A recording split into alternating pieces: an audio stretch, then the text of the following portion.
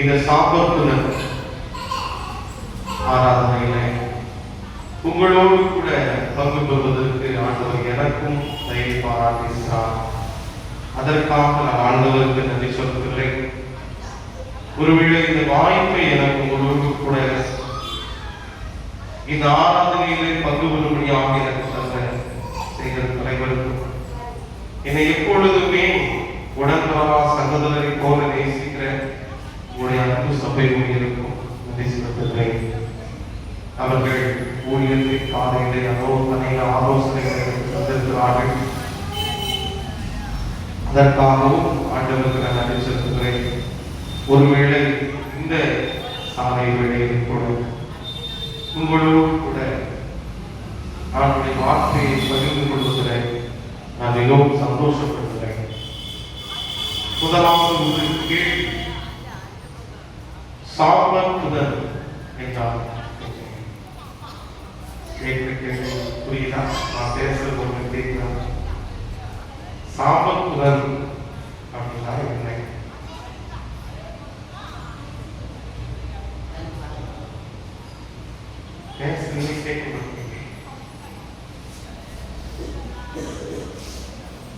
தபசு நாட்கள் என்றால் என்ன?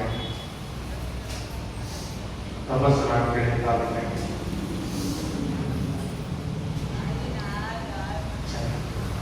இலையுதிர் காலம் என்றால் என்ன? இலையுதிர் காலம்,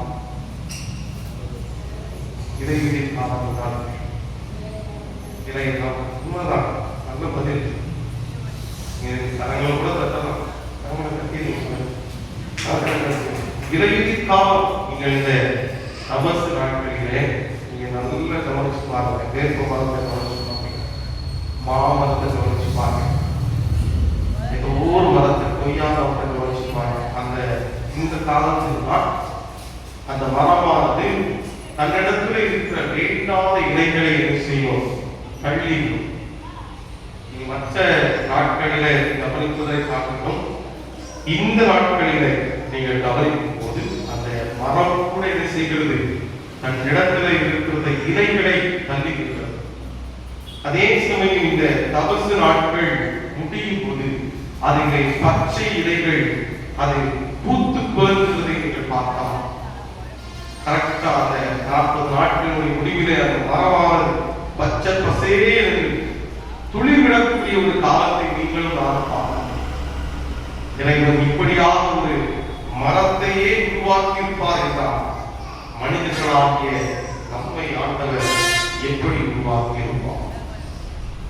ஒருவேளை இந்த நாட்களிலிருந்து இந்த 2 நாட்களிலே 40 நாட்களை நாம் தபசு நாட்களாக, கிருபை நாட்களாக நாம் அனுசரிக்கிறோம். அநேகர் தங்களை பெருமையாக்கிக் கொள்கிறவர்களால் அநேகர் என்ன செய்ய மாட்டாங்க? அதிகமாக ஆபரணங்களை அணிய மாட்டார்கள், பூ வைக்க மாட்டார்கள். இன்னும் அதிகமாக அநேக விருப்ப உணவுகளை நிறுத்து விடுவார்கள். அதை நிறுத்திவிட்டு அதற்கான அந்த காணிக்கையை சேகரித்து வைப்பார்கள். ஏன் இதெல்லாம், எதற்காக இதெல்லாம் என்ற கேள்வி உங்களுக்கு எனக்கு வரவே. பிரியமானவர்களே, இந்த சாம்பல் என்பது எதை குறிக்கிறது என்றால், நாம் அழிய போகிற தன்மையை உணர்ந்து இந்த உலகத்திலே படைக்கப்பட்ட எந்த ஒரு ஜீவராசிக்கும் என்ன உண்டு? அழிவு உண்டு. எப்படி பிறப்பு கொண்டு இருக்கிறதோ அதை போல இறப்பு கொண்டு இருக்கிறது. எப்படி ஆர்வம் கொண்டு இருக்கிறதோ அதை போல முடிவு கொண்டு இருக்கிறது. ஆகையினாலே சாம்பல் என்பது நாம் அழியும் தன்மையை உணர்ந்து தேவனுடைய கிருபையை தேடும் ஒரு தாழ்மையான பயணம்தான் இந்த தபசு நாட்கள். நான் அழிந்து போகக்கூடிய ஒரு சரிதத்தை கொண்டிருக்கிறேன். இந்த நாட்களிலே நான் தேவனுடைய கிருபையை அதிகமாக தேடி அவரோடு கூட வாழக்கூடிய ஒரு நாட்கள் தான் இந்த தபசு நாட்கள். அது மாத்திரமல்ல, சாம்பல் என்பது துக்கத்தையும் குறிக்கிறது, மனம் திரும்புதலையும் குறிக்கிறது. சாபத்திலிருந்து விடுபட வேண்டிய நாம் ஆண்டவருடைய அந்த அனுகூலமான கிருபைக்குள்ளாக கடந்து வருவதற்கு இந்த நாட்களை நாம் பயன்படுத்திக் கொள்கிறோம். பிரியமானவர்களே, வேதாகமத்திலே ஆதியாகமத்தினுடைய புஸ்தகம் 3ஆம் அதிகாரம் அதனுடைய 19ஆம் வசனத்தை நாம் தியானிக்கும் போது மனிதனுக்கு முதலாக கொடுக்கப்படுகிற ஒரு சாபத்தை நாம் பார்க்கலாம். என்ன சாபம்? யாராவது ஒரு வாசியுங்கள். நீ பூமியிலிருந்து எடுக்கப்பட்டபடியா நீ பூமிக்கு திரும்ப மட்டும் உன் முகத்தின் மேன்மையா ஆகாரம் புசிப்பாய், நீ மண்ணாய் இருக்கிறாய். சாபம் கொடுக்கப்படுகிறது. நீ எதிலிருந்து எடுக்கப்பட்டாயோ அதற்கே திரும்புவாய். உனக்கு என்ன ஆரம்பம் எங்கே உண்டாவதோ அங்கேயே முடிவு உண்டாகும். அதற்காகவே சாம்பல் என்பது துக்கத்தையும் நினைவு கூறுகிற ஒன்று, மனம் திரும்புதலை நினைவு கூறுகிற ஒன்று, சாபத்தையும் நினைவு கூறுகிற ஒன்று. ஆகையினாலே மனிதர்களாகிய நாம் அடியவர்கள் நமக்கு மனம் திரும்புதல் வேண்டும், அதாவது சுத்திகரிப்பு வேண்டும். அதை உணர்ந்து நாம் ஆண்டவருடைய சமூகத்திலே அமர்ந்திருக்கும் பொழுது பிரியமானவர்களே, ஆண்டவர் நம்மை சுத்திகரிக்கிறார். அதனாலதான் தாவீது ராஜா தன்னுடைய சங்கீதத்திலே சொல்லுகிறார், 51ஆம் சங்கீதம் அதனுடைய 10வது வசனத்தை தியானிக்கும் போது அழகாக சொல்கிறார், தேவனே சுத்த இருதயத்தை என்னிலே சிருஷ்டியும் நிலைவரமான ஆவியை உள்ளத்திலே புதுப்பியும். நாம் மனம் கசந்து ஆண்டவருடைய சமூகத்திலே அழும்போது, நாம் மனம் கசந்து உபவாசிக்கும் போது கேட்ட அந்த திருமறை பகுதியிலே சொல்லப்பட்டிருக்கிறது இல்லையா, நீங்கள் உபவாசத்தோடும் அழுகையோடும் கூட ஆண்டவருடைய சமூகத்தை கிட்டி செய்யும் போது ஆண்டவர் இரக்கம் செய்யாமல் இருப்பாரா? இந்த உலகமே சபிக்கப்பட்டு இருக்கும் பொழுது ஆண்டவருடைய நித்தியத்திலே நாம் சேரக்கூடிய வாக்கியத்தை ஆண்டவர் நமக்கு தராமல் இருப்பாரா? இந்த தவச நாட்களிலே நமக்குள்ளாக ஒரு மாற்றம் வர வேண்டும். நாம் கிருபையை சுமந்திருத்துக் கொள்ள வேண்டும், பாவ மன்னிப்பு அடைய வேண்டும். அது தவச நாட்கள் மாத்திரமல்ல, இது ஒரு ஆரம்பம். பழைய நாட்களிலே, பழைய காலங்களிலே நாம் செய்த பாவங்களையும் அக்கிரமங்களையும் நினைத்து இந்த நாட்களிலே அறிக்கை செய்து மீண்டும் அதை செய்யக்கூடாது. ஆவிக்குரிய வாழ்க்கையை முன்னேறுவதற்கு இது ஒரு புது பயணத்தை நமக்கு உருவாக்கி தருகிறது. ஹல்லேலூயா. பிரியமானவர்களே, வேதாகமத்திலே சாம்பலோடு கூட, வேதாகமத்திலே உபவாசத்தோடு கூட அமர்ந்திருந்த அநேகரை பார்க்கலாம். யோபு என்கிற தேவ மனிதரை பார்க்கலாம். யோபுவினுடைய வாழ்க்கையை பார்த்தோம். ஒன்றுமே இல்லாத சூழ்நிலையில, கஷ்டப்படுகிற ஒரு சூழ்நிலையில, எல்லாத்தையும் இழந்து போன சூழ்நிலையில அவர் என்ன செய்தார்? தாழ்மையோடு கூட சாம்பலிலே அமர்ந்திருந்தார். தன்னை தாழ்த்தினார். ஒருவேளை அக்கிரம சிந்தை இந்த இடத்துல இருக்கிறதோ ஆண்டவரே என்றவர் தன்னை சோதித்து பார்த்தார் என்று நாம் பார்த்தோம்.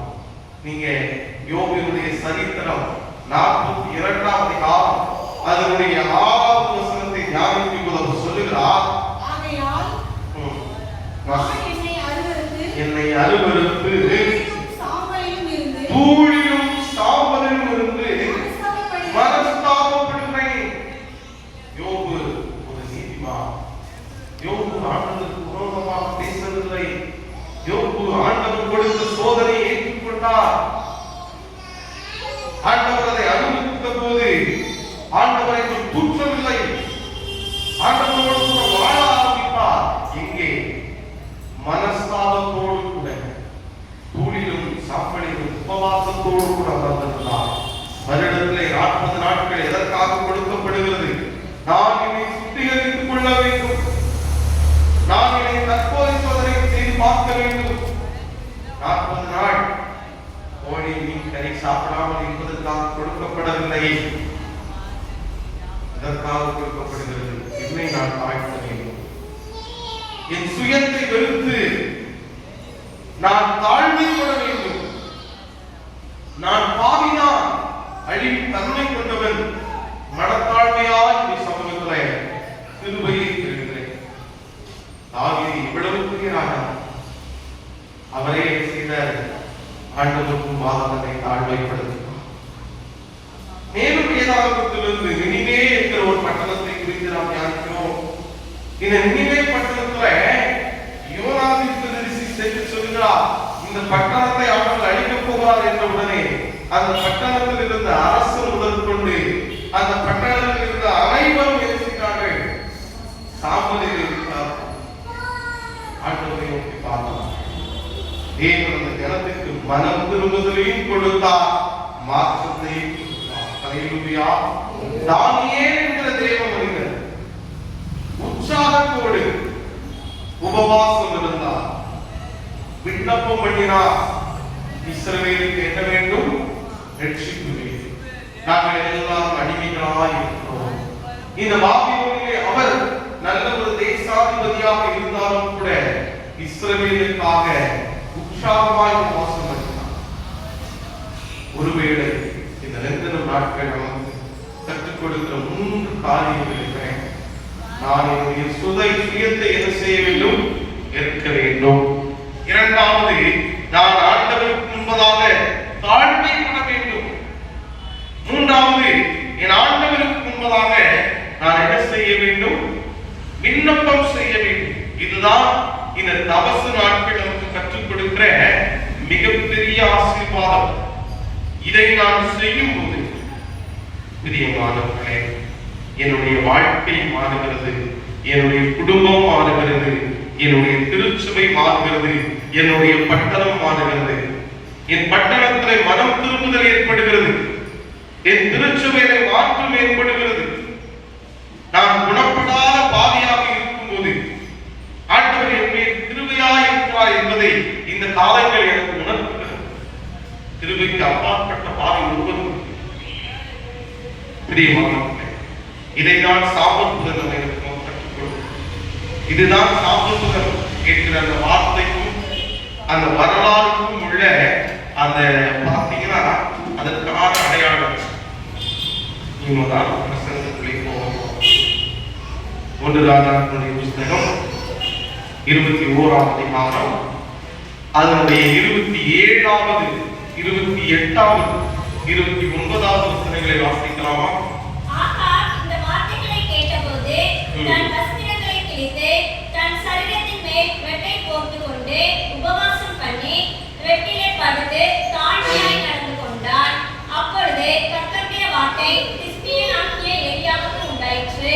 அவர், ஆகாப் எனக்கு முன்பாக தன்னை தாழ்த்தினதை கண்டாயா? அவன் எனக்கு முன்பாக தன்னை தாழ்த்துகிறபடியினால் நான் அவன் நாட்களே அந்த பொன்னாட்டை வரப்பண்ணாமல் அவன் குமாரன் நாட்களில் அதை அவன் வீட்டிலே வரப்பண்ணுவேன் என்றார். பிரியமானவர்களே, வேதாகமத்திலே அநேக ராஜாக்களை பார்க்கலாம், அவர்களுடைய ஆளுகைகளை பார்க்கலாம், அவர்களுடைய ஆட்சி முறையை பார்க்கலாம், அவர்கள் இஸ்ரவேல் ஜனங்களை வழிநடத்தின விதத்தை பார்க்கலாம். அதன் அடிப்படையிலே இந்த ராஜாக்களின் புத்தகத்துல இந்த ஆகாப் ராஜா ஆண்டவருக்கு விரோதமாக அநேக பாவங்களை செய்திருக்கிறார். அவர் செய்த பாவத்திலே மிகப்பெரிய பாவம் என்ன தெரியுமா? யெசபேலுக்கு செவி கொடுத்ததுதான். ஆண்டவருக்கு செவி கொடுக்காம யாருக்கு செவி கொடுத்தாங்க? ஆமா, இப்படிதான் நான் ஒரு இடத்துல பிரசங்கம் கொண்டு போயிருக்கேன் பாருங்க. யெசபேலுக்கு செவி கொடுத்துட்டாரு ஆகாப், அதனால ராஜ்யம் செஞ்சு அழிஞ்சு போச்சு. ஒருத்தர் வீட்டுல போய் சொல்றாரு, பாத்தியா மனைவிக்கு செவி கொடுத்து போயினா ராஜ்யமே இன்னும் உனக்கு நினைக்க முடியாது, தவறாக யாரும் இருக்கக்கூடாது. சரியா? உதாரணத்துக்கு சொல்றேன், யெசபேலுக்கு செவி கொடுத்தது மிகவும் பாவம். தீர்க்கதரிசிகளுக்கு செவி கொடுக்காமல், பிரபுக்களுக்கு செவி கொடுக்காமல், ஆண்டவருக்கு செவி கொடுக்காமல், ஆண்டவருடைய வார்த்தைக்கும் கட்டளைகளுக்கும் செவி கொடுக்காமல் யாருக்கு செவி கொடுத்தார்? யெசபேல். பாகால் விக்கிரகங்களுக்கு, பாகால் தீர்க்கதரிசிகளுக்கு இடம் கொடுக்கக்கூடிய யெசபேலுக்கு செவி கொடுத்தார். அதனுடைய பிரதிபலன் என்ன? இங்க 21ஆம் அதிகாரத்தை நீங்கள் ஞானிக்கும் போது நாபோத் என்கிற ஒரு மனிதனை சந்திக்கிறோம். இந்த மனிதனுடைய வாழ்க்கையில ஒரு திராட்சை தோட்டம் இருக்கிறது. அந்த திராட்சை தோட்டத்தை எப்படியாவது அபகரிக்க வேண்டும் என்கிற எண்ணம் யாருக்கு இருக்கிறது? இந்த ஆகாப் ராஜாவுக்கு இருக்கிறது. இவர் ஒரு ராஜா, அவருக்கு எத்தனையோ இடங்கள் இருக்கு, எத்தனையோ ஆஸ்திகள் இருக்கு. அதையெல்லாம் இருக்கும்போது ஒரு சின்ன திராட்சை தோட்டத்தை கூட விட்டு வைக்கக்கூடிய ஒரு மனநிலை இல்லை. பாவம் மனிதனுடைய கண்களை என்ன செய்கிறது? மறைத்து போடுகிறது. உன் கண் கெட்டதாக இருந்தால் உன் சரீரம் முழுவதும் கெட்டதாக இருக்கிறது. இந்த பார்வை என்பது ஆவிக்குரிய வாழ்க்கையில ஆண்டவரோடு கூட வாழக்கூடிய ஒரு வாழ்க்கையாக இல்லாவிட்டால் அதை பாவம் சுதந்திரித்துக் கொள்கிறது. பாவமானது ஒரு மனிதனை மாத்திரமல்ல, ஒரு சந்ததியே அளிக்கிறது. ஆதாம் என்கிற ஒரு மனிதன் ஆண்டவரால் உருவாக்கப்பட்டிருந்தால் பாவம் அவர் மூலமாக வாழையடி வாழையாக இந்த உலகையே பாதிக்கும். அதனால் சாபம் வந்தது, சாபத்தினாலே மரணம் வந்தது. இந்த மரணத்தின் வழியாக பிரியமானவர்களே, ஆண்டவராக இயேசு கிறிஸ்து தன்னுடைய மரணத்தின் வழியாக நமக்கு நித்திய ரட்சிப்பை கொடுத்தார். அதை நாம் மறந்து விடுகிறோம். அப்போ ஒரு ராஜாவுடைய பார்வை ஒரு திராட்சை தோட்டத்தை மாத்திரமல்ல, ஒரு சாதாரண மனிதனுடைய வாழ்க்கையும் பாதிக்கிறது. இந்த நாமும் அந்த திராட்சை தோட்டத்தை கொடுக்க முடியாது, அது பிதாக்களுக்கு கொடுத்த சுதந்திரம் என்று சொல்லும் போது எசபேல் என்ன செய்யறாங்க? ஒரு திட்டம் தீர்க்கிறாங்க. எப்படியாவது அந்த மனிதனை என்ன செய்ய வேண்டும்? கொன்று போட வேண்டும். கொன்று போட்டு விட்டார்கள். நடந்தது என்ன? அந்த மனிதனுடைய ரத்தம் பேசுகிறது. அந்த மனிதனுடைய ரத்தம் ஆண்டுடைய சமூகத்தில் பேசுகிறது. உடனே பார்க்கிறோம், எலியா தீர்க்கதரிசி அங்க செல்லுகிறார். அங்க போய் சொல்ற, நீங்க 25வது வசனத்தை வாசித்து பார்க்கும்போது 24வது வசனத்தை வாசித்து பார்க்கும்போது அங்க சொல்றாரு, ஆகாபின் சந்ததியில் பட்டணத்திலே சாகிறவனை நாய்களும் வெளியிலே சாகிறவனை ஆகாய பறவைகளும் உண்ணும். அவருடைய வார்த்தை ஆசீர்வாதத்தை மாத்திரமல்ல, பாவிகளுக்கு சாபத்தை கொண்டு வரும். ஏன்? தேவன் நீதி உள்ள நியாயத்தை கொடுக்கிறவர், அதுல எந்த மாற்றமும் இல்லை. அதனால்தான் கட்டளைகளை கொடுக்கப்படுகிறது, பிறருக்கு விரோதமாக யாதொன்றையும் இச்சியாதிருப்பாயாக. ஏன்? பாவம், பாவத்துக்கு பிரதிபலன் உண்டு. பாவம் மன்னிக்கப்படும், பாவத்துக்கு மன்னிப்பு உண்டு. ஆனால் தழும்பு ஆறாம். நம்முடைய சரீரத்துல ஒரு கத்தியோ அல்லது ஒரு தீப்புண்ணோ பட்டுச்சுன்னா அது ஆறி போய்விடும். ஆனா எது மாறாது? அந்த தழும்பு மாறாது. பாவத்திற்கான பிரதிபலன் நிச்சயமாக உண்டு, பாவ மன்னிப்பும் உண்டு. ஆனால் பாவத்திற்கான தண்டனையும் உண்டு, பாவ மன்னிப்பு நிச்சயமும் உண்டு. இதுதான் நம்மை ஆண்டவர் கொடுக்கிறது. இங்கே ஆகாப் இவ்வளவு பெரிய தப்பு செய்கிறார். இஸ்ரவேல் ராஜ்யம் அழிவதற்கு காரணம் ஆகாப், அவருடைய மனைவி. இப்பொழுது ஒரு சாதாரண மனிதனுடைய திராட்சை தோட்டத்தை என்ன செஞ்சிட்டாங்க? அபகரிச்சுட்டாங்க. இப்பொழுது அவருடைய கண்கள் திறக்கப்படுகிறது. எலியா தீர்க்கதரிசி சொல்றாரு, உன்னுடைய சந்ததியில யாருமே என்ன செய்ய மாட்டாங்க? உயிரோடு இருக்க மாட்டாங்க, எல்லாரும் வழியும் போவார்கள்.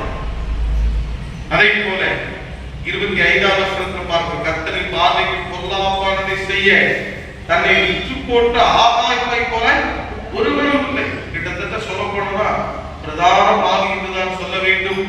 இவரை போல ஒரு பாவி உலகத்திலே கிடையாதுன்னு தான் சொல்ல வேண்டும். அப்படிப்பட்ட ஒரு வாழ்க்கை வாழ்க்கை இன்னைக்கு யாரையுமே நம்ம என்ன செய்ய முடியாது. இது பாவம், இதை செய்யாத நம்ம சொல்ல முடியாது. ஒரு வாரியம் என்று போய் நம்ம சொல்றோம், இப்பா தயவு செய்து இதை செய்யாத, செல்போன்ல தவறான வாழ்க்கைக்கு இடம் கொடுக்காத அது பாவம் நம்ம சொல்ல முடியுமா? சொல்ல முடியாது. இப்படிதான் ஒரு கத்தோலிக்க திருச்சபையினுடைய பங்கு தந்தை அவர்கள் என்ன செய்கிறார்கள்? ஆலயத்துல ஆராதனை நடத்தி கொண்டிருக்கிறார்கள். அப்பொழுது ஒரு செய்தி வந்ததா, நம்முடைய திருச்சபையை சேர்ந்த இந்த நபர் மரித்து போனார் என்று. அங்கே இருந்த பங்கு தந்தைக்கு ஒரு விதமான பயம் உண்டாயிற்று. ஏனென்றால் அந்த மனிதர் ஒரு நல்ல வாழ்க்கை வாழவில்லை, துன்மார்க்கமான வாழ்க்கை வாழ்ந்திருக்கிறார். பொதுவாக கத்தோலிக்க திருச்சபையிலே ஒருத்தர் மரித்து விட்டால் அவரை ஆலயத்திற்குள்ளாக கொண்டு வந்து அங்கே ஆராதனை நடக்க, ஆராதனை அங்கேயே நடத்தி அவரை குறித்து பேசுவார். இந்த அருமையான நபர் எப்படி வாழ்ந்தார் என்று சொல்லி அதை குறித்து சொல்லிவிட்டு அவர்களுக்கு அங்கே அவர்களை குறித்து பேசினவுடன் அவர்களுக்கு அங்கே திருவிருந்து கொடுத்து பின்பதாக தான் என்ன செய்வாங்க, அந்த சரீரத்தை அடக்கும் என்று எடுத்து சொல்லுவாங்க. இப்பொழுது இந்த மனிதனும் துன்மார்க்கமாக வாழ்ந்திருக்கிறார். துன்மார்க்கமாக வாழ்ந்த மனிதனை குறித்து என்ன நல்ல காரியம் சொல்ல முடியும்?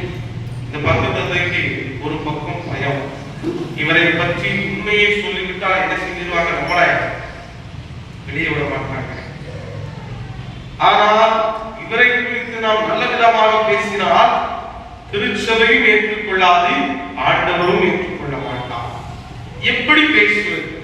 இவருக்கு ஒரே என்னுடைய தம்பி வந்தார், ஃபாதர் எங்க குடும்பத்தை பத்தி கொஞ்சம் நல்லா சொல்லுங்க, நல்லா பேசுங்க அப்படின்னு சொன்ன உடனே இந்த ஃபாதருக்கு ஒரு குடும்ப சீட்டு கிடைத்தது. உடனே மைக்க பிடிச்சார். இதோ மறித்திருக்கிறாரே அந்த சகோதரர், அவருடைய வாழ்க்கையிலே அவர் நிறைய காரியங்களை செய்திருக்கிறார் அப்படின்னு சொல்ல ஆரம்பிச்சார். பின்னாலே இருக்கிறாரே அவருடைய சகோதரர், அவரை விட இவர் குறைவான கொலைகளை செய்திருக்கிறார். அவர் 10 கொலை செய்திருந்தார், இவர் 5 கொலை செய்திருக்கிறார். அவர் 10 திருட்டு செய்திருந்தார், இவர் 5 திருட்டை செய்திருக்கிறார். அவர் ஒரு 5 கோடி ரூபாய் வைத்திருந்தால் ஒரு 2 கோடி ரூபாயை வைத்திருக்கிறார். இவர் நல்லதற்கு பேசி முடிக்கிறார். கற்பனை செய்கிறார், எங்கேயுமே நடக்கிறார்.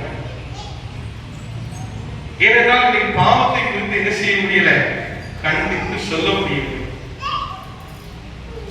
காலம், சூழ்நிலை எல்லாமே வேதாகமத்துக்கு சாதாரணமாக இல்லை. வேதத்திலே பாவம் செய்யாது என்று சொல்லுகிறதை நாம் சொல்லவும் முடியாது. அப்படி சொன்னால் அதை ஏற்றுக்கொள்ளவும் மாட்டான். ஆனால் ஆகாபினுடைய வாழ்க்கையிலே எலியா தீர்க்கதரிசி ஆண்டவருடைய சாபத்தை கூறினபோது, அவருடைய வாழ்க்கையில அவருடைய சந்ததி எதிர்கொள்ள போகிற சூழ்நிலைகளை கூறின போது அவன் என்ன செய்கிறான்? நீங்க பாருங்க 27வது வசனத்தை. ஆகாப் இந்த வார்த்தைகளை கேட்ட போது தன் வஸ்திரங்களை கிழித்து, ஒரு ராஜா தன் வஸ்திரங்களை கிழித்துக் கொள்கிறார் என்றால் 2 காரணம் இருக்க வேண்டும். ஒன்று, அவர் எல்லாவற்றையும் இழந்து விட வேண்டும், இழந்திருக்க வேண்டும். அல்லது அவர் உபவாசம் இருந்து ஆண்டுடைய சமூகத்தில் தாழ்மையாக இருக்க போகிறார்கள். இங்கே 2மே அவருடைய வாழ்க்கையில் நடக்கிறது. எல்லாவற்றையும் இழக்க போகிறார். இரண்டாவது, அவருடைய கண்கள் திறக்கப்படுகிறது. அந்த பாவ உணர்வு அப்பதான் தெரிந்தது. தான் செய்தது பாவம், எலியாவுக்கு விரோதமாக பேசினது பாவம், ஆண்டவருக்கு விரோதமாக பாகால் தீர்க்கதரிசிகளை ஊக்கப்படுத்தினது பாவம், ஆண்டவருக்கு விரோதமாக அவருடைய கட்டளைகளையும் வார்த்தைகளையும் பின்பற்றாதது பாவம், முழுக்க முழுக்க எசபேலுக்கு செவி கொடுத்து ஒரு நீதிமானை கொண்டது பாவம் என்கிற உணர்வு வருகிறது. அந்த உணர்வு வந்தவுடனே தன் சரீரத்தில் இருக்கிற அந்த வஸ்திரத்தை கிழித்து போட்டு, ரெட்டை போட்டு, இரட்டு என்று சொன்னால் அந்த நாட்களிலே கலநூலால் செய்யப்பட்ட ஒரு ஆடை, அந்த ஆடை அணிந்து கொண்டு அவர் இரட்டிலே உட்கார்ந்தார். தாழ்மையாய் நடந்து கொண்டார். இதை ஆண்டவர் பார்க்கிறார். பிரியமானவர்களை, உபவாசம் பண்ணி ஆண்டவரை பார்க்கும் பொழுது ஆண்டவரும் நம்மை பார்க்கிறார். ஹல்லேலூயா. பிரியமானவர்களே, எனக்கு தெரிந்த ஒரு சகோதரர் இருந்தார். நாங்கள் பள்ளியிலே படிக்கிற நாட்களிலே காலையில் 6 மணியிலிருந்து இரவு 12 மணி வரைக்கும் சாப்பிட மாட்டார். அந்த நபரை எனக்கு ரொம்ப பிடிக்கும். அவர் செய்வதெல்லாம் வேடிக்கையாக இருக்கும். ஆகையினால இவர் என்ன 12 மணிக்கு என்ன சாப்பிட போறாரு, இவ்வளவு நேரம் இந்த மனுஷன் உபவாசம் இருக்கிறாரு அப்படின்னு சொல்லிட்டு நாங்க போய் பார்க்க போறோம். 12 மணிக்கு என்ன சாப்பிடா இருக்குது. அப்படியே தட்டுல பார்த்தீங்கன்னா அந்த தட்டு நிரம்பி இருக்கு. அந்த தட்டு அவர் வைத்திருக்கிற தட்டு அந்த ஹாஸ்டல்ல இருக்கிற யார் கையிலுமே இல்லை. அவ்வளவு பெரிய தட்டு. நாங்க கேட்டோம், என்ன செய்ய போற? சாப்பிட போறோம். பாப்பாளரா சிரிச்ச மாதிரி எல்லாரும் சிரிச்சோம். இதுக்கு நீ சாப்பிடாமலே 3 நேரம் சாப்பிட்டுக்கலாமா? 3 நேரம் சாப்பிடக்கூடிய நைட் 12 மணிக்கு உட்கார்ந்து சாப்பிட போறேன். எதற்காக என்றால் நான் உபவாசம் இருக்கிறேன் என்பதை தலைமை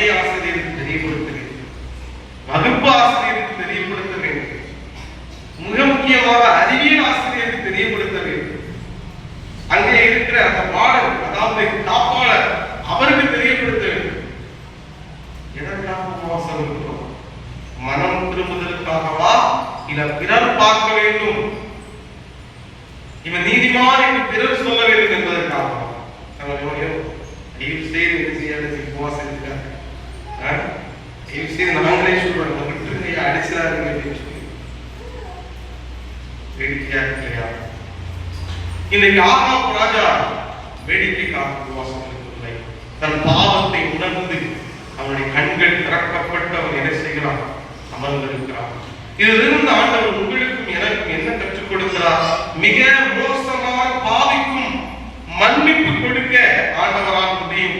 அதற்கு முன்பதாக இந்த 40 நாட்கள் மாத்திரமல்ல, இந்த நாளிலிருந்து நீங்களும் நானும் தாழ்மைப்பட வேண்டும். ஆண்டவருடைய சமூகத்திலே நீங்களும் நானும் தாழ்மைப்பட வேண்டும். நீங்களும் நானும் தாழ்மைப்பட வேண்டும் என்றால் ஆண்டவருடைய சமூகத்திலே அந்த கிருபைக்காக, அவருடைய கிருபைக்காக நம்மை அர்ப்பணிக்க வேண்டும். முதலாவது இந்த இறை வார்த்தை திருமறை பகுதி நமக்கு கற்றுக் கொடுப்பது என்ன? கிருபைக்கு அப்பாற்பட்ட பாவி ஒருவரும் இல்லை. எல்லாரையும் ஆண்டவர் சேர்த்துக் கொள்கிறார் நம்முடைய மந்தையிலே. சகையுமைக்கு மனிதனை பார்க்கிறோம். மற்றவர்களால் இழப்பட்ட ஒரு மனிதன் தான், மற்றவர்களால் அங்கீகரிக்கப்படாத ஒரு மனிதன் தான் ஆண்டவர் சேர்த்துக் கொண்டார். தன்னுடைய பாவத்தை அறிக்கையிடும் விதமாக நான் யார் என்று அநியாயமாக பெற்றுக் கொண்டார் நினைக்கிறேன்.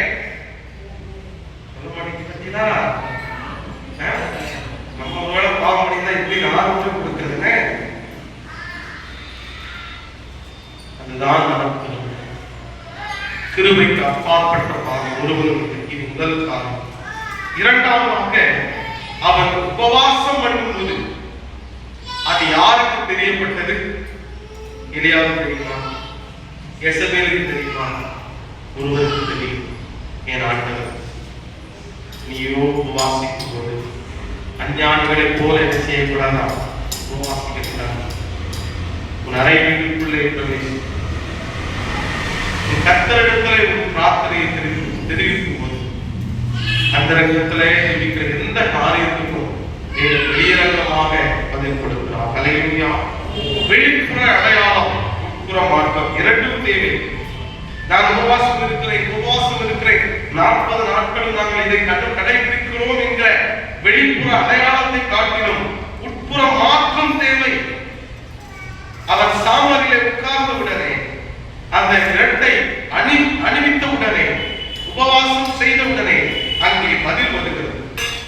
ஏனென்றால் அந்த மனிதனுக்குள்ளே மாற்றம் வந்தது, மனம் திரும்புதல் வந்தது. ஆண்டவரே என்னை மன்னியும், ஆண்டவரே நான் பாவி, ஆண்டவரே எனக்குள்ளே மாற்றம் வேண்டும், ஆண்டவரே என்னுடைய வாழ்க்கையிலே துன்மார்க்கமான ஜீவியம் இருந்தது, அது மாற வேண்டும். எனக்கு தெரிந்ததான ஒரு நபர், வேற யாரும் இல்லை, எங்க பெரியப்பா. எங்க வீட்டுக்கு எங்க பெரியப்பா வீட்டுக்கு ஒரு 17 வருஷம் பகை. ஒரு காலத்துல எங்க அப்பாவை அவங்க சேர்த்துக்கிறாங்க.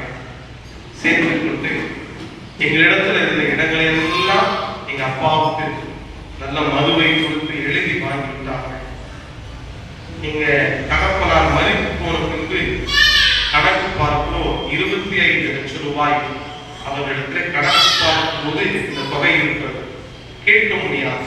நாங்கள் எருமை போல இருக்கிறோம், அவர்கள் யானையை போல இருக்கிறார். அதனால ஊர்னா என்ன தெரியும், பறந்து ஆண்டுடைய சமூகத்திலே மதிப்பு பெற்று பயணித்துக் கொண்டிருக்கும் போது ஒரு நாள் வந்தது. அந்த நாள் வந்த போது இரண்டாவது அண்ணன் மறித்து போகிறார். அருமையான பெரியம்மா மறித்து போறாங்க. யானையை போல இருந்த மனிதர் குடியிருந்த போல மாறிட்டார். ஆரம்பித்தான், மன்னிச்சு நான் ரொம்ப துரோகம் பண்ணேன், என்னை மன்னிச்சு. அடுத்த வார்த்தை எதிர்பார்த்து அப்புறம் மன்னிக்கணும்னு செஞ்சிரு, அடிச்ச எல்லாத்தையும் திரும்ப தானே நான் சொன்னேன். கடவுள் மன்னிச்சா போதும், மன்னிக்கணும்ல அவசியம். மன்னிப்பு கிடைத்து விட்டது, இல்லைன்னு இல்லை. ஆனால் பாவத்துக்கு என்ன உண்டு? தண்டனை உண்டு. இன்னைக்கு 5 பிள்ளைகள் 5 திசையில் இருக்கிறார்கள். மரித்தவருடைய சடலத்தை நாங்கள் அடக்கம் செய்தோம். நம்முடைய தற்பெருமைக்காக நாங்கள் பேசுகிறோம். ஆண்டவர் எச்சரிக்கை கொடுக்கும் போதே மனம் திரும்புகிற வேண்டும். ஆண்டவர் திருமை நாட்களை கொடுக்கும் போதே நாம் மாற்றமடைய வேண்டும். வரும்போது நியாயத்திற்கு இந்த உலகத்தில். இரண்டாவது, வெளிப்புற அடையாளம் உட்புற மாற்றம் தேவை. வெளிப்புறத்தில் நீங்கள் உபவாசம் இருக்கலாம், ஆனால் உட்புறத்தில் இருக்கிற ஆத்துமாவுக்கு மாற்றம் தேவை. முதலாவது நாம் பார்த்தோம், கிருபைக்கு அப்பாற்பட்ட பாவி ஒருவரும் இல்லை, தாழ்மைப்படுத்தும். இரண்டாவது பார்க்கிறோம், வெளிப்புற அடையாளம் உட்புற மாற்றம். இது இரண்டுமே இல்லாத ஒரு மனிதன் கிறிஸ்தவர் அல்ல. மூன்றாவதாக நாம் அந்த 1 ராஜாக்களுடைய புஸ்தகத்துல 21ஆம் அதிகாரத்துல 29ஆம் வசனத்தை தியானிக்கும் போது ஆண்டவர் அங்கே பேசுகிறார். ஆகா, எனக்கு முன்பாக தன்னை தாழ்த்தினதை கண்டாயா? யார் பேசுறான்?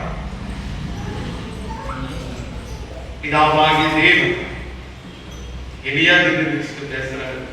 யாருக்காக? எந்த ஆகாம்? மிக மோசமான பாவி, இஸ்ரவேலை தவறாக வழிநடத்தின மனிதன், எசபேலுடைய வார்த்தைக்கு செவிமடுத்த மனிதன், ஆண்டவருக்கு விரோதமாக பாவம் செய்த மனிதன், சாபத்தை பெற்றுக்கொண்ட மனிதன். இந்த மனிதன் ஆண்டவருடைய சமூகத்தில் உபவாசம் இருந்து தன்னை தாழ்மைப்படுத்தும் போது பதில் வருகிறது. யார் மூலமாக வருகிறது? கர்த்தரிடத்திலிருந்து எலியாவுக்கு போகிறது. எலியாவிடத்திலிருந்து ஆகாப் ராஜாவுக்கு வருகிறது. எப்படிப்பட்ட பதில்? எனக்கு முன்பாக தாழ்த்தினதை கண்டாய். மனுஷனுக்கும் ஆண்டவருக்குள்ள வித்தியாசம் இதுதான். எலியா கூட என்ன செய்ய மாட்டாரு, ஆகாப் ராஜா விட்டு வைக்க மாட்டாரு.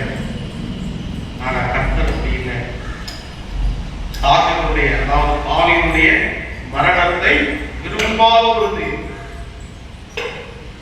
அவன் ஆத்மா பிளங்குவதையே விரும்புகிறது.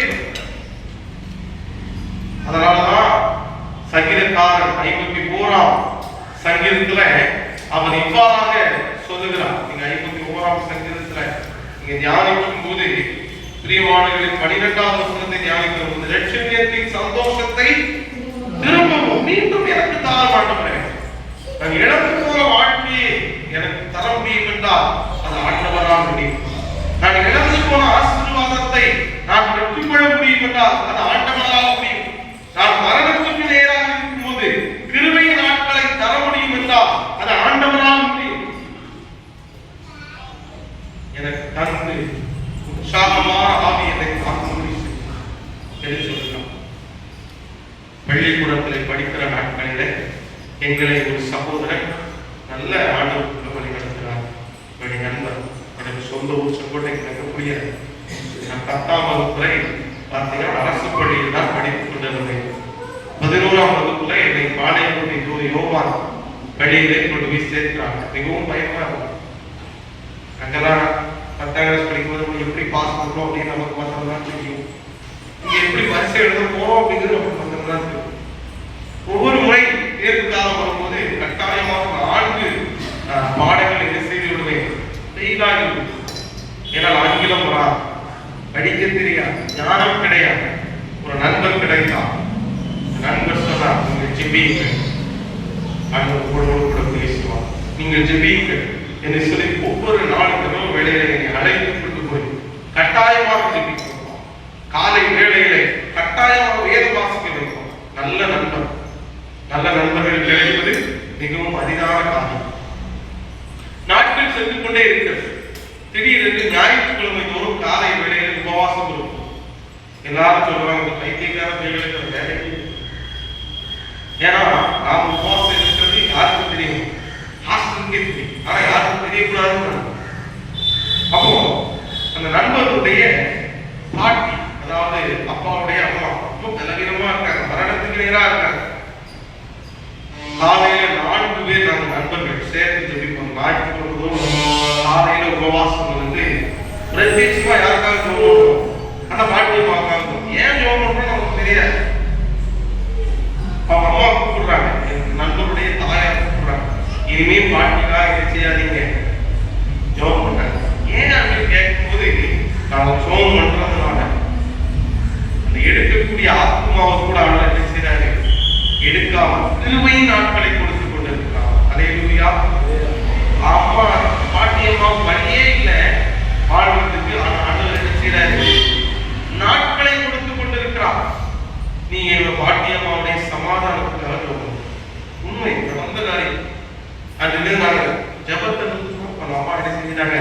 அருமைக்குள்ளே பிரவேசித்து விட்டார். நடந்த சம்பவம் இதை எப்படி எடுத்துக்கொண்டீர்கள் என்று எங்களுக்கு தெரியாது. ஆனா ஒரு பாவி ஆண்டவருடைய சமூகத்துல தன் ஆத்மாவுக்காக தன் சரீரத்துக்காக ஜெபிக்கும் போது அவனுக்கு ஆண்டவர் என்ன கொடுக்கிறார்? 2 காரியத்தை கொடுக்கிறார். சரீரத்திலே பலனையும் கொடுக்கிறார், ஆத்மாவிலே மாற்றத்தையும் கொடுக்கிறார், கிருபையின் நாட்களை அதிகப்படுத்தி கொடுக்கிறார். கேன்சர் பேஷண்ட்ஸ் பார்த்துருக்கீங்களா? நாட்களை எண்ணிக்கொண்டிருப்பார். நீங்கள் ஜெபித்து பாருங்கள், நீங்கள் ஜெபித்து முயற்சி செய்து பாருங்கள். 6 மாதங்கள் என்பது 9 மாதங்களாய் மாறும். 9 மாதங்கள் என்பது 12 மாதங்களாய் மாறும். 12 மாதங்கள் என்பது 12 வருஷங்களாய் மாறும். ஜெபத்திற்கு அவ்வளவு வல்லமை உண்டு, உபவாசத்திற்கு அவ்வளவு வல்லமை உண்டு, அதற்கு பதிலும் உண்டு. உங்களுடைய ஜெபத்துக்கு ஆண்டவர் பதில் கொடுக்காமல் இருக்க போவதில்லை. ஒரு பாவியினுடைய ஜெபத்துக்கு தேவன் பதில் கொடுப்பார் என்றால் நம்முடைய ஜெபத்துக்கு பதில் கொடுக்க மாட்டார். ஆகாப் ராஜா எப்படிப்பட்ட ஒரு பாவி! கண் துடைப்புக்காக அந்த உபவாசத்தை எடுத்திருந்தால் ஆண்டவரிடத்திலிருந்து பதில் வந்திருக்குமா? சொல்லுங்க. வேற ஆயிட்டு வேற புத்தகத்தை நீட்டிக்கிட்டே இருக்கேன். கண் துடைப்புக்காக இந்த 40 நாட்கள் ஆண்டவருடைய சம்பளத்தை காத்திருக்க போகிறீர்களா? இல்லை, நான் கிருபைக்கு அப்பாற்பட்டவன், என்னுடைய வாழ்க்கையில் ஆண்டவருடைய கிருபை இருக்கும் என்பதற்காக இந்த 40 நாட்கள் அனுசரிக்க போகிறேன். வெளிப்புறமான அடையாளத்தோடு கூட வாழ போகிறீங்களா? இல்ல உட்புறமான அடையாளம், உட்புறமான மாற்றம் என்னுடைய வாழ்க்கையில வளர்ந்து, என்னுடைய வாழ்க்கையில சுத்திகரிப்பு, என்னுடைய வாழ்க்கையில பரிசுத்தம், என்னுடைய வாழ்க்கையில பிறருக்கு நன்மை செய்யக்கூடிய ஆவிக்குரிய வாழ்க்கை, இதற்காக நீங்கள் இந்த 40 நாட்களில் அனுசரித்து போகிறீர்களா? இல்லை இந்த உலகம் பார்க்க வேண்டும் என்று சொல்லி 40 நாட்கள் எல்லா மார்க்கத்தை போல நாங்களும் இருக்க போகிறோம் என்பதற்காக வாழ போகிறோமா? இல்ல அந்த ஆகாப் ராஜா கர்த்தரிடத்திலிருந்து பதிலை பெற்றுக் கொண்டது போல இந்த 40 நாட்களில் இருந்து ஆண்டவருடைய சமூகத்தில் காத்திருந்து நாம் பதிலை பெற்றுக் கொள்ள போகிறோமா? தலைகளை தாழ்த்தி ஆண்டவரை நோக்கி நாம் பிரார்த்தனை செய்வோமா?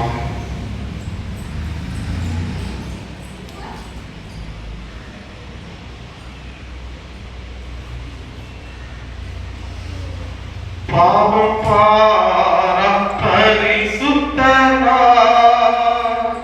பாவி உம்மை அழைக்கின்றேன் பாவம் பார பரிசுத்தனா பாவி உம்மை அழைக்கின்றேன் பாவம் யாவும் சுமப்பேனே பாதம் தன்னில் கீழை பாரவா பாவம் யாவும் சுமப்பேனே பாதம் தன்னில் கீழை பாரவா என்னை நேசிக்கின்றாயா என்னை நேசிக்கின்றாயா கல்வாரி காட்சியை கண்ட பின்னும் நேசியாமல் இருப்பாயா கல்வாரி காட்சியை கண்ட பின்னும்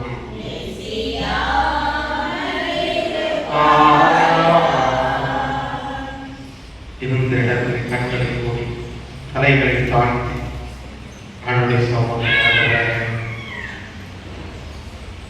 என்னுடைய பாவத்தை கிருபையின் நாட்களை நாங்கள் தேட வேண்டும் ஆண்டவரே. கிருபையின் நாட்களை விட்டுவிடக்கூடாது ஆண்டவரே. வெளிப்புற அடையாளம் அல்ல, உட்புற மாற்றம் தேவை ஐயா. இறைவனுடைய பதில் தேவை ஐயா.